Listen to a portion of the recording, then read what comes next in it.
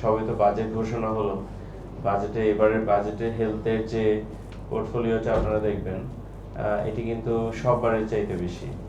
তার মানে আমরা অনেকেই খুশি যে বাজেট বেড়েছে, টাকা পয়সা যেহেতু বেড়েছে তার মানে তো কাজকর্ম কিছুটা হবে। তবে এখানে মনে হয় যে আমাদেরকে আরেকটু স্ক্যাপটিক্যাল হওয়ার দরকার, যে অত বেশি খুশি হইলে কিন্তু পরে মন খারাপ হবে আমাদের। কারণ আমাদেরকে যে জিনিসটা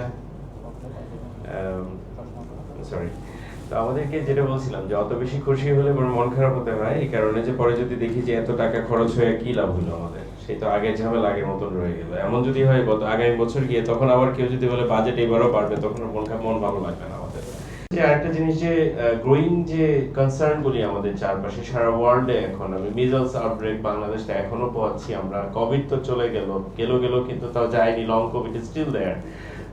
আপনি দেখছেন অ্যান্টিমাইক্রোবিয়াল রেজিস্ট্যান্সের ঝুঁকিটা কিন্তু এখন পর্যন্ত অনেক অনেক বাড়তি।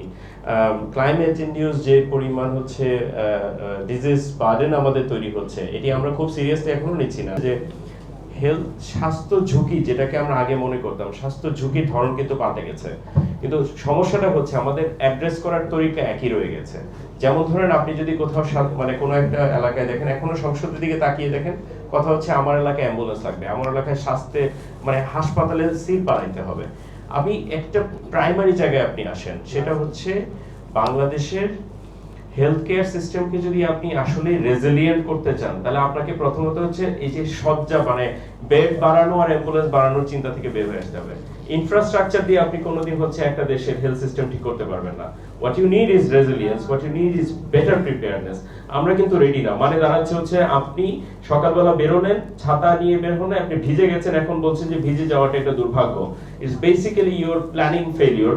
যে আমরা যদি সেই প্ল্যানিং ফেলিওরটা করি, যে আমরা যে এখন ছাতা নিয়ে বের না হই, ভিজে যাওয়াটা আমার দায়, because it will rain and we should know about it.